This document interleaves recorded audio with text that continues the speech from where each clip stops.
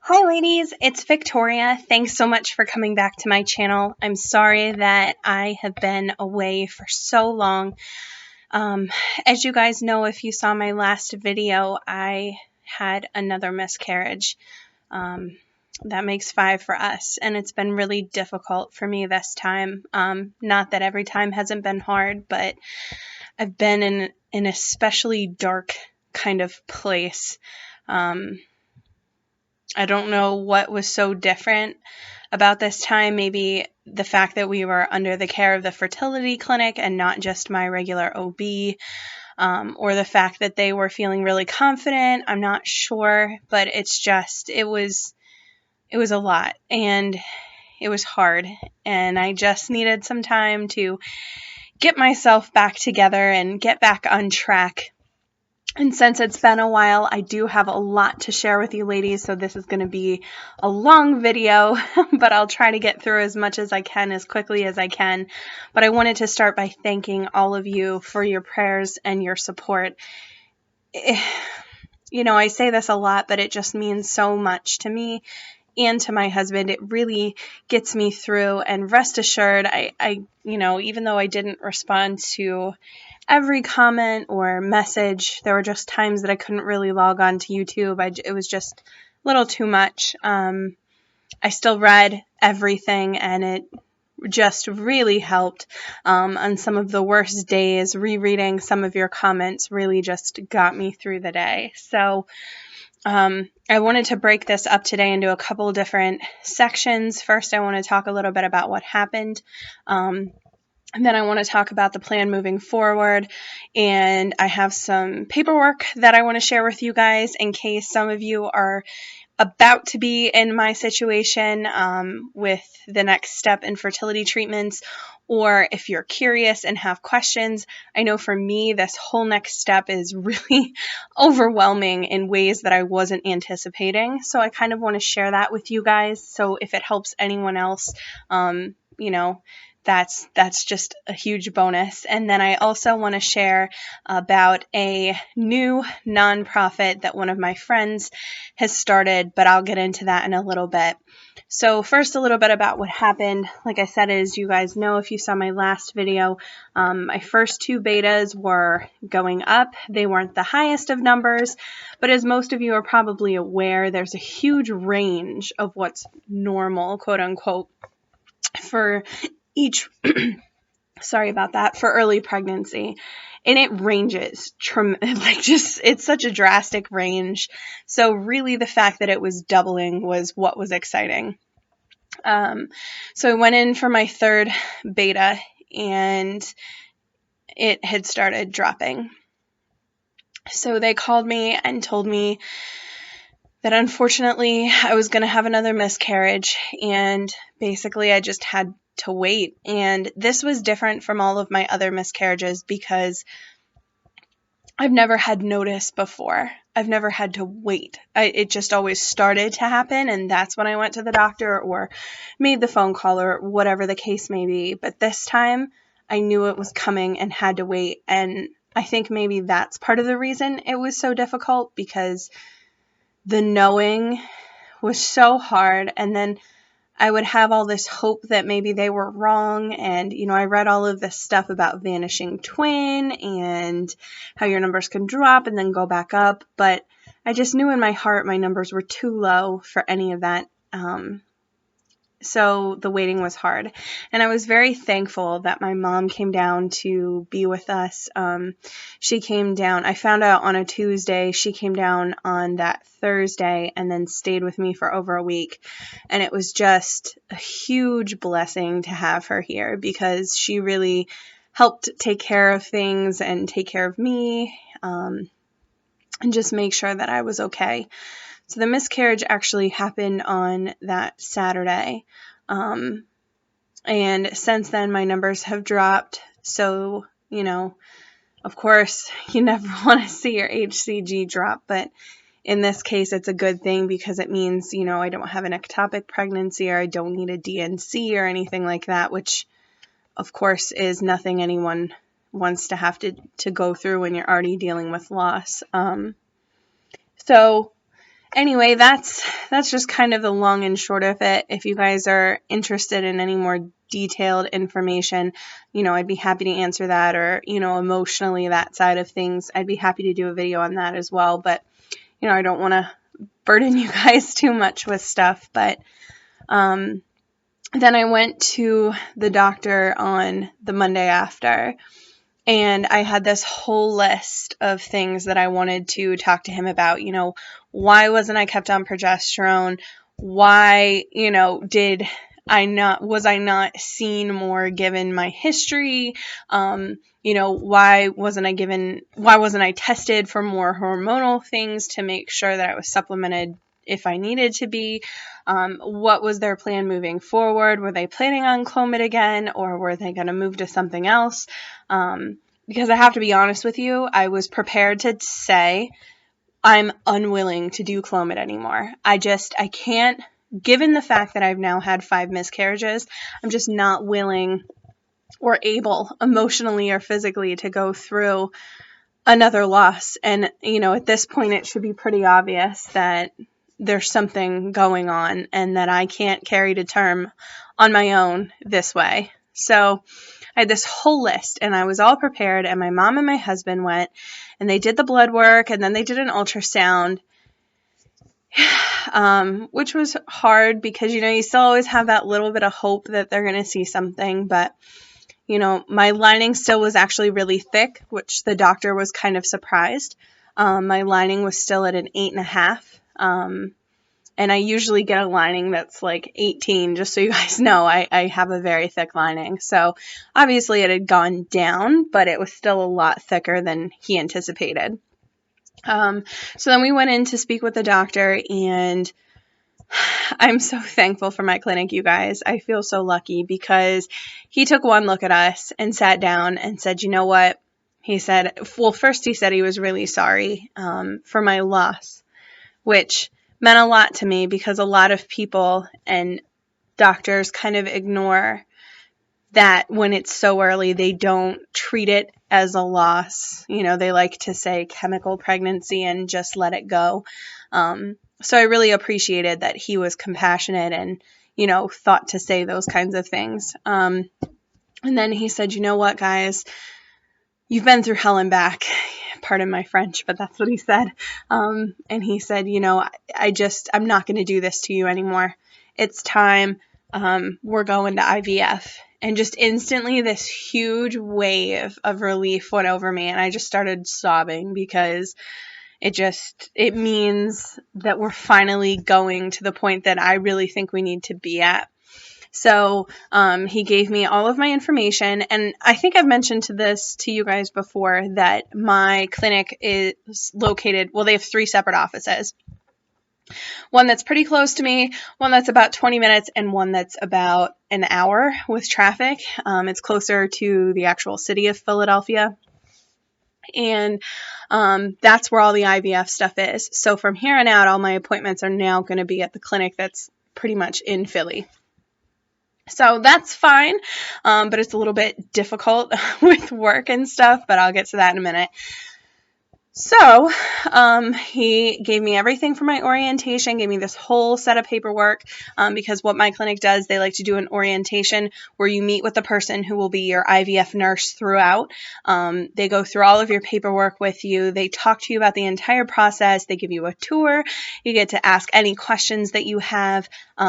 They'll do Jason's semen analysis at that point, schedule any additional testing that we need. They'll give me a calendar. We'll get my protocol written up, and everything starts very, very quickly. So I called immediately as soon as we left the office to set up my orientation. Oh, let me back up a second. But he also told me in the appointment that not only does he want me to do IVF, he wants me to do the PGD, PGS testing, which I think I've mentioned to you guys before. I'm a little bit iffy about that. And not that I think it's wrong for other people, but just myself morally, I have a little bit of concern that it's kind of playing God at that point. I mean, if you guys are interested more on, my thought process on that, I'm happy to talk about it. But again, I don't want to offend anyone because it's, it's strictly my viewpoint. It doesn't mean anyone else is wrong. Clearly, I don't think IVF is wrong because we're headed down that path. But the PGD testing just kind of gives me a little hesitation. So we left, and I immediately called and scheduled my orientation. My orientation is actually Tuesday, so day after tomorrow. Today's Sunday. So we'll be going to my orientation, and I'm very excited and nervous and scared and kind of overwhelmed. But then we also called the financial aid coordinator, and I just want to share this with you guys. I've told you guys before that my insurance has IVF coverage. It doesn't cover anything else, so everything we've done up to this point has been strictly out of pocket. But the IVF procedure and all of that stuff is covered. So I wasn't expecting any issues when I called the financial coordinator, but she submitted everything and said, I just want you to know that while IVF is going to be covered, you have to have 6 proven medicated cycles before you can do IVF. And I just lost it at that point. I was already emotional enough and just on edge from my appointment and everything that was happening, and I just lost it. I was like, I can't do 4 more months of this. I can't. So I called my doctor and left a huge message, just bawling, and I felt terrible. Like I was one of those people who just likes to complain when really that's not what I'm trying to do. But I just, is there anything you can do? Can we code this differently? Can we petition the insurance? Like what can we do? And I was so stressed. And then the very next day I got a call back from her already that that wasn't the case, because see what it is. My health insurance is Assurant Health, but it's a division or subdivision or whatever of Aetna. And Aetna requires 6 medicated cycles, but Aetna doesn't oversee or case manage Assurance clients. So I don't fall under the same rules. So I don't have to meet that, and I am so thankful.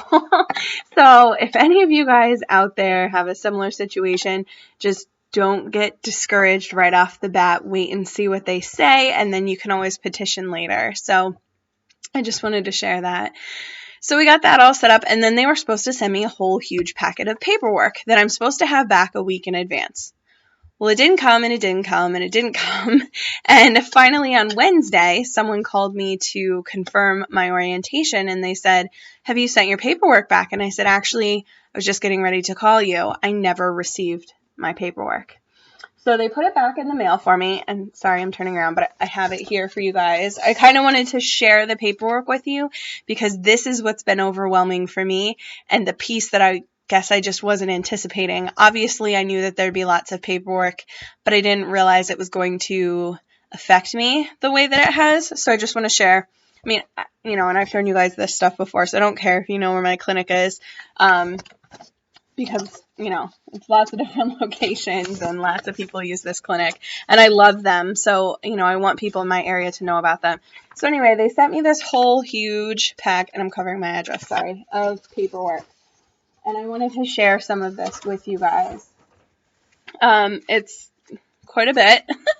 So the first 2 pieces are lab orders, which I'm a little confused about because the lady, when I originally called to schedule my orientation, she said, oh, you need this whole huge list of testing done. And I said, oh, they've already done it.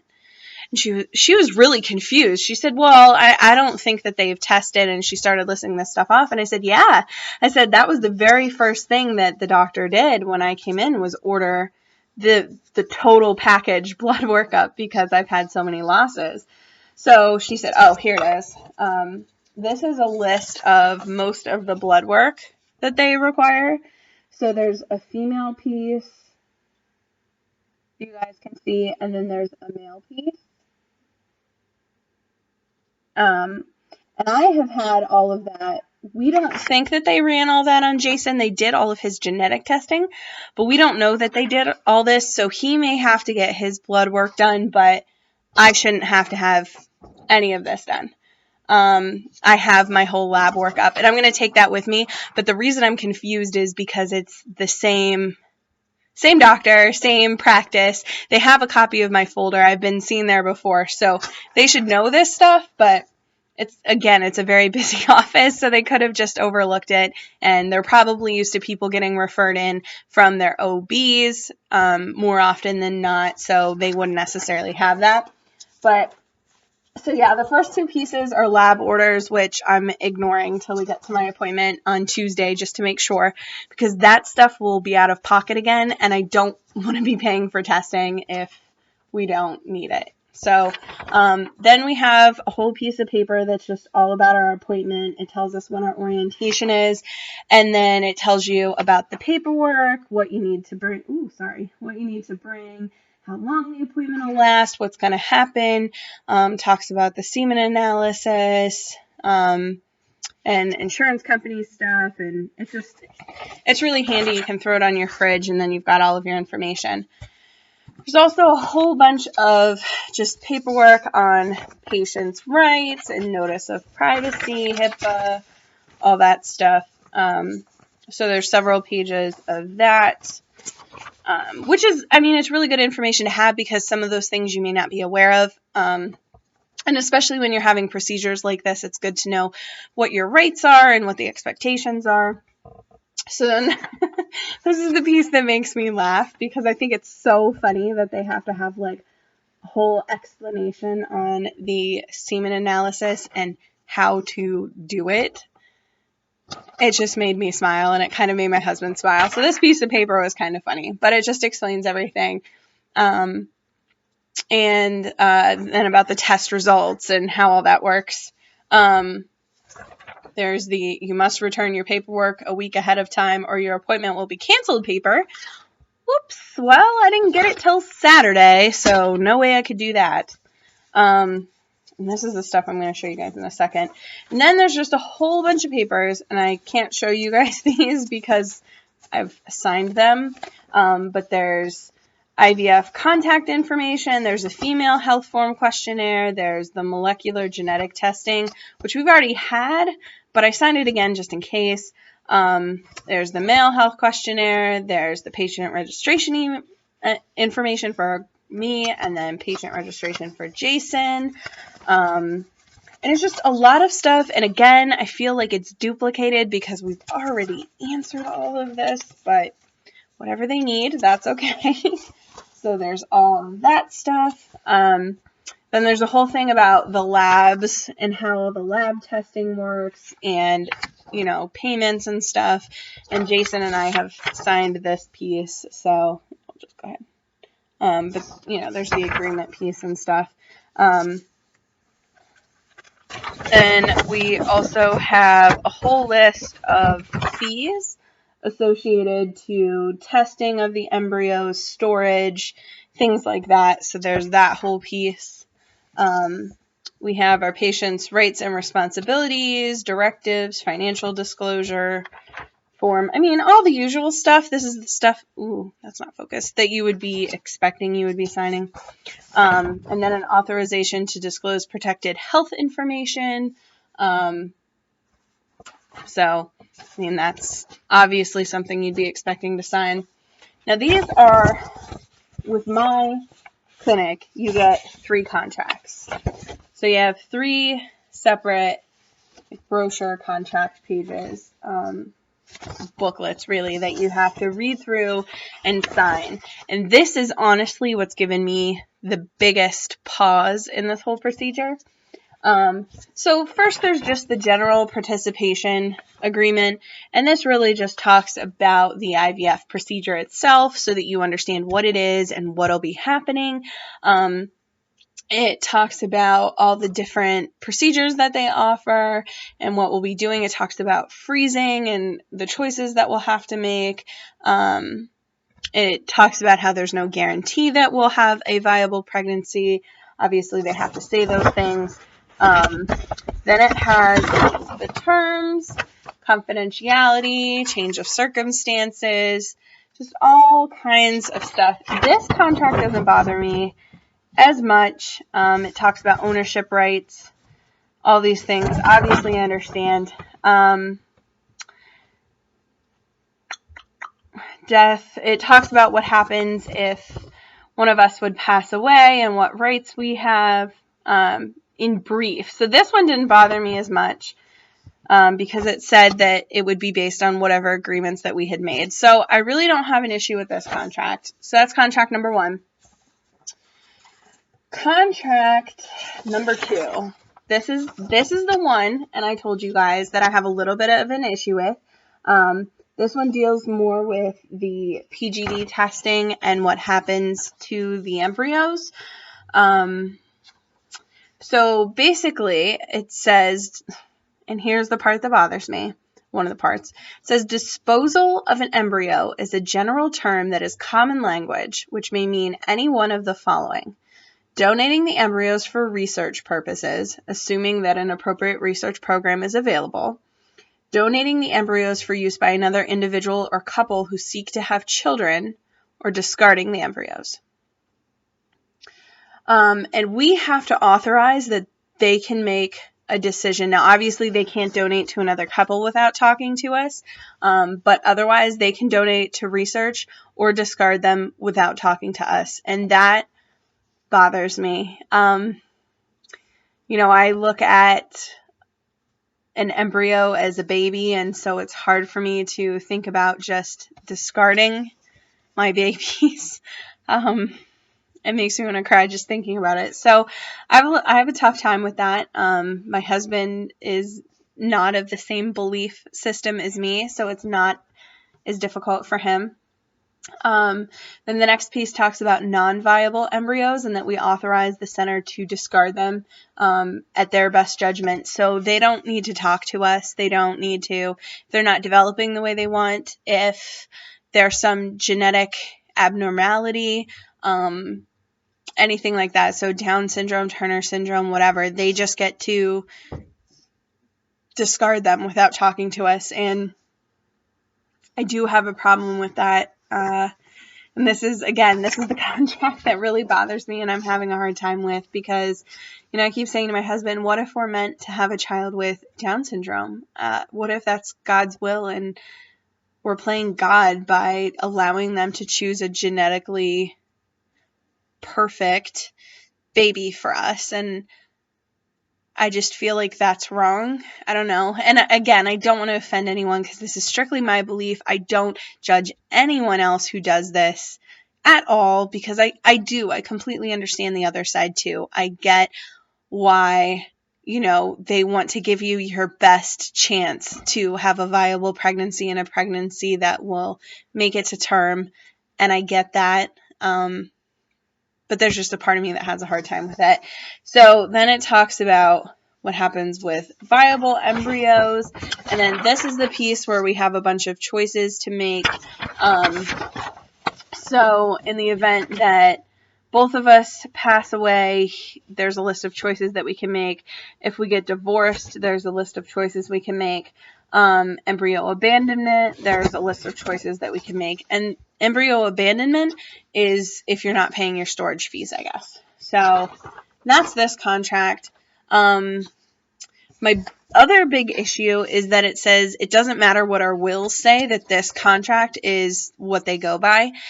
And that bothers me a little bit because I, according to these contracts, don't really get options if Jason passes away and I want to use the embryos or vice versa. And that part bothers me. So I want to get some clarification on that on Tuesday because I want to make sure that I'd still have access to those if something, God forbid, were to happen. And that we could put that in our will as well just to have backup. And then this is about the cryopreservation. This is the whole contract for freezing embryos. And then about storage and all that stuff. This contract I don't have an issue with either.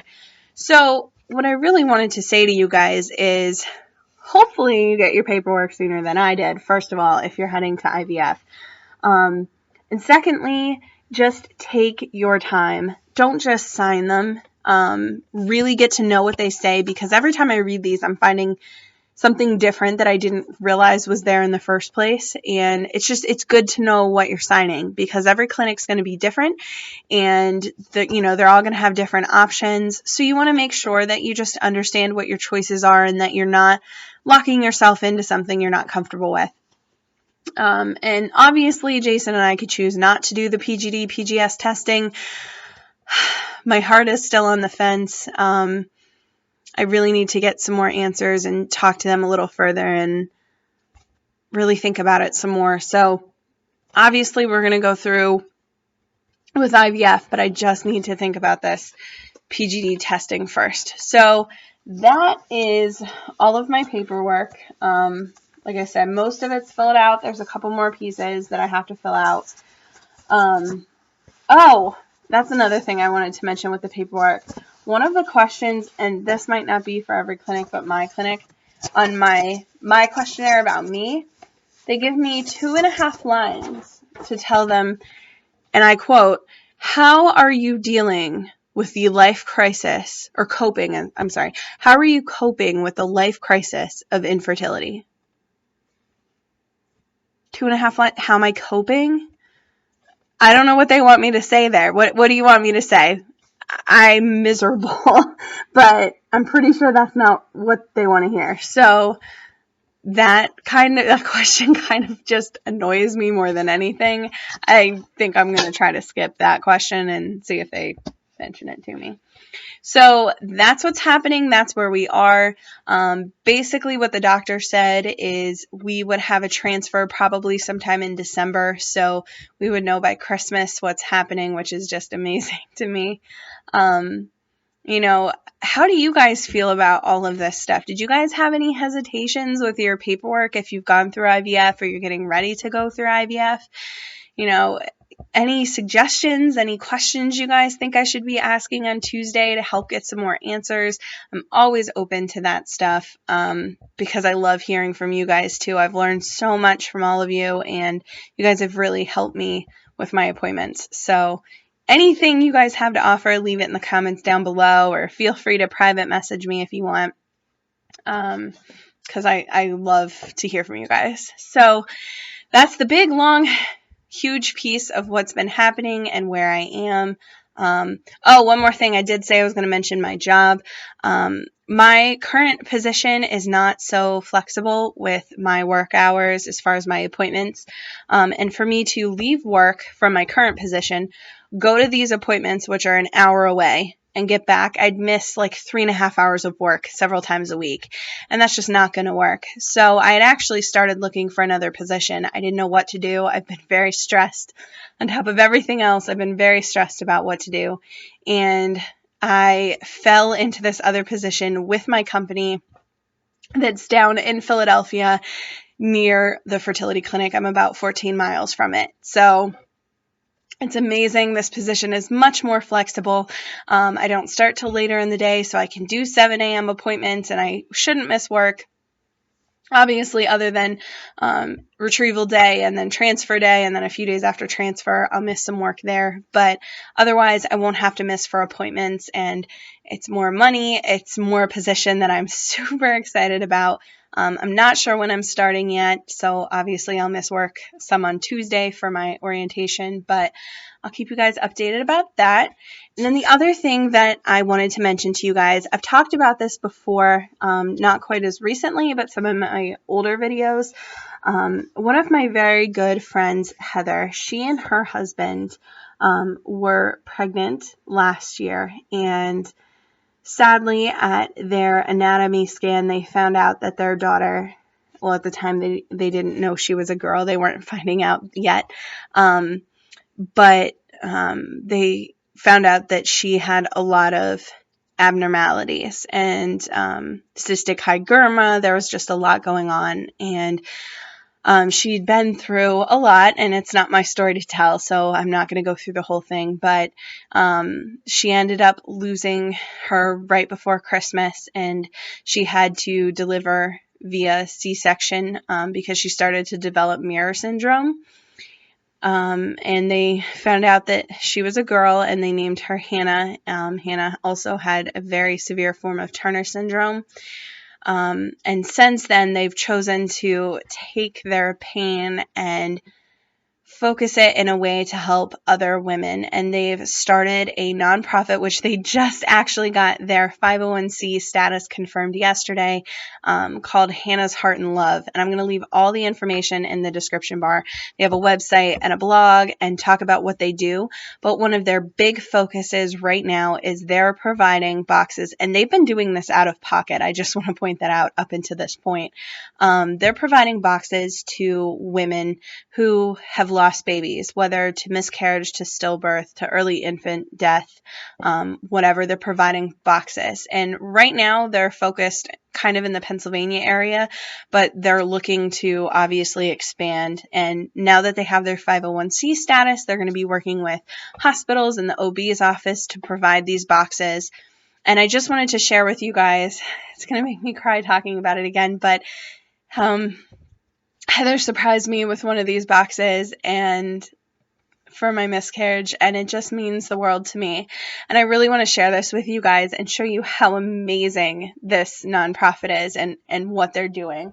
So this is actually the box, and it's not closed right now. I'm sorry about that. But she gets these beautiful boxes.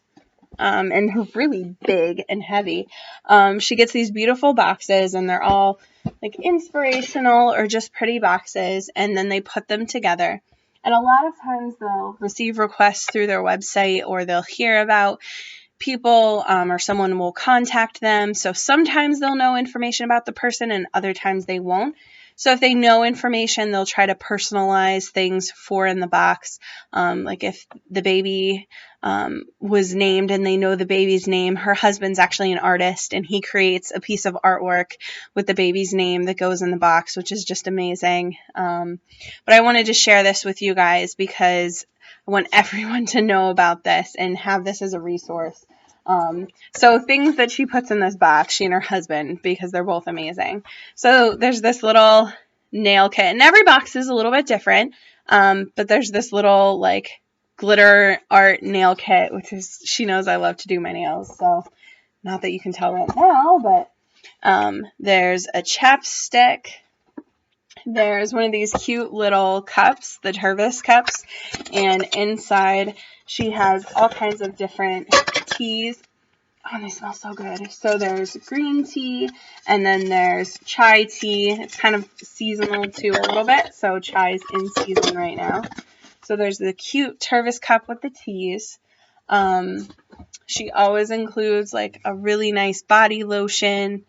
So yeah, that didn't really help. Sorry, again, I'm doing this on my laptop. This is a blackberry and lilac scented body lotion. She always includes bubble bath, and this one smells like rose petals, and it's so, so nice. And I just can't wait to use it. I haven't touched anything in here yet because I wanted to share it with you guys. There's a dark chocolate cranberry trail mix, which is so nice. She always includes like pads in there for you so that you have those. There's an almond nut mix. She likes to include candles, and this is an iced limoncello candle. It smells so good. It smells so good, guys. And then there's a nail polish and gum. And I'm losing stuff. There's so much stuff in these boxes, you guys. Like, I can't. And then she includes candies. So there's candy. Little packs of tissues. She always has different magazines in there, so there's just stuff to flip through and look at, and obviously she stays away from anything that could be pregnancy related or like super gossipy. So this is more like fashion and things like that. Just mindless things to look at and just keep yourself busy and just get yourself something to do. She includes pens, which I'll show you why there are pens. she puts a crossword puzzle or like a Sudoku book or something like that in there. And then she puts different, oh yeah, I'll show you this next. She puts a journal where you can keep your thoughts or just whatever's going on in the journal, which is so nice to have. And then she tries to include 2 different kinds of books. This one's Grieving the Child I Never Knew, which is beautiful. I did start to flip through this, and it's a beautiful book. And then this is Pocket Prayers for Women and Their Prayers of Hope, which is just so nice to have this. It's just a nice little reminder you can flip through, and it's nice sometimes to have something like that with you. Let's see. This is the National Pregnancy and Infant Loss. This is an official card, and they have different ones for miscarriage and for stillbirth and things like that. So she always includes this, and it has a beautiful poem and some information for some resources, some different websites, which is just wonderful. It's always great when you're going through something like this to have a resource. And then with her boxes too, she'd usually include information about her website and stuff, but obviously I know all that. Then she always includes a beautiful card. She picks out cards and then handwrites a note, which I'm not going to share because it is very personal. As she's a friend of mine, it's, a very personal note, and it's beautiful. So that's what's in these boxes. And these boxes are easily $70 or $80. She puts so much effort into them, and it doesn't matter what else is going on. If they get a call for one of these, they do it right away and send it out. And they have touched so many people's lives with these boxes. And I wanted to share this with you guys because if you're interested and want to donate to an amazing, amazing cause, they have a wish list of things that they need for their boxes, and also any donations to them would be tax deductible now that they're a 501c. So I'm going to leave all of that information in the description bar down below for you guys so you can check it out. So that's it. That's where we are. I told you this was going to be a long video, so if you hung in this long, thank you. Sorry, I'm trying to throw my stuff back in the box before the dogs eat it. But that's all for today. I'll be back with another update for you guys after my appointment on Tuesday. Let me know how you guys are doing down below. I miss all of you guys so much, and I'm going to start trying to get caught up on all of your videos and what's going on. And thanks again for everything, guys, and I'll talk to you in my next video. Bye.